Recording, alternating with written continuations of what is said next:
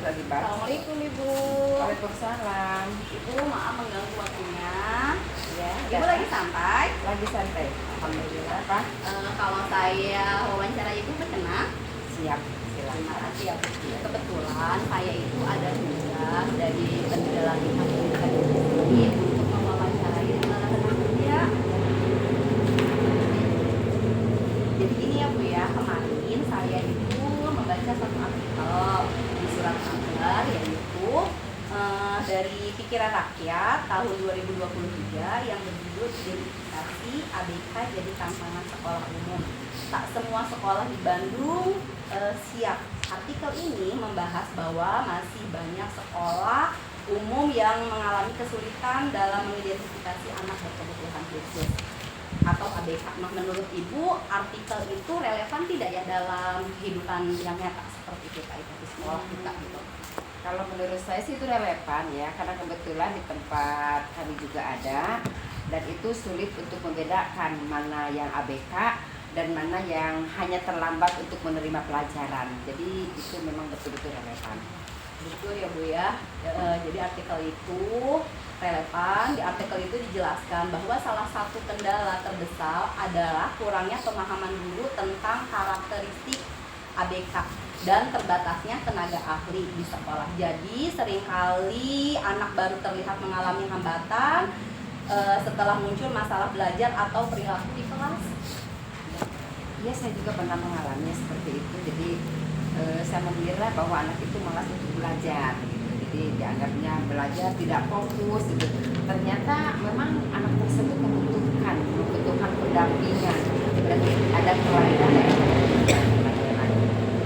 Nah, dan juga yang membuat saya itu merasa artikel ini relevan dalam kondisi sekolah sekarang. Walaupun artikel ini termasuk literatur abu-abu karena diterbitkan media massa dan bukan jurnal ilmiah, tapi informasinya cukup aktual dan menggambarkan kondisi nyata di lapangan. Benar, kadang kita itu justru tahu bahwa berita itu masalah yang kita dengar itu ya tahunya dari berita-berita yang terjadi di sekolah-sekolah lain gitu. Selain itu, artikel ini membuat saya lebih sadar pentingnya observasi awal terhadap siswa, misalnya melihat kemampuan membaca, interaksi sosial, fokus belajar, atau respon siswa saat pembelajaran berlangsung. Iya, karena kalau terlambat kita mendefinisiasinya, jadi anak tersebut akan jauh tertinggal dan guru juga nanti akan kesulitan untuk menentukan strategi pembelajaran apa yang harus disampaikan kepada anak tersebut. Betul sekali Bu, menurut saya juga dampaknya bagi guru cukup besar. Kita jadi perlu lebih peka terhadap kebutuhan siswa dan tidak langsung memberi label negatif kepada anak itu bahwa anak itu termasuk anak ABK. Saya setuju sekali, setuju gitu. Kadang memang kita harus lebih sabar lagi dan bekerja keras untuk menghadapi anak tersebut. Jadi kesabaran kita harus ditingkatkan lagi. Nah, dalam artikel ini juga disampaikan bahwa banyak sekolah belum siap karena minimnya pelatihan pendidikan inklusif. Menurut Ibu, apakah pelatihan seperti ini memang dibutuhkan untuk guru?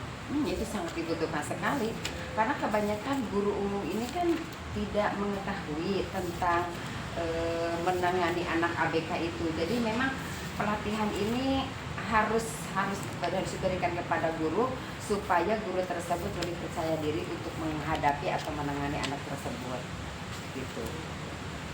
Saya juga merasa begitu. Dari artikel ini saja saya belajar bahwa pendidikan inklusif bukan hanya menerima semua siswa masuk ke sekolah umum, tetapi juga memastikan mereka mendapatkan dukungan atau kebutuhan sesuai dengan kebutuhan yang mereka butuhkan. Benar. Jadi sekolah kita itu tidak cukup untuk menerima saja, tetapi kita harus siap untuk terus mendampingi anak tersebut. Begitu. Kalau menurut Ibu, langkah sederhana apa ya yang bisa dilakukan guru di kelas untuk menangani anak ABK itu? Yang pertama kita harus lakukan itu adalah kita mengobservasi secara rutin ya, jadi tidak cukup untuk satu kali. Kemudian kita bisa berkomunikasi juga dengan orang tua Dan setelah itu baru bisa menyesuaikan metode pembelajaran apa yang harus diberikan kepada anak tersebut, supaya apa, semua anak itu bisa belajar dengan baik dan bisa berdampingan dengan anak-anak yang tidak ABK. Baik Ibu, terima kasih sekali atas waktunya dan masukannya, ini sangat bermanfaat bagi saya. Sama-sama Bu, sama-sama, mudah-mudahan ini bisa berjalan lancar. Terima kasih Ibu.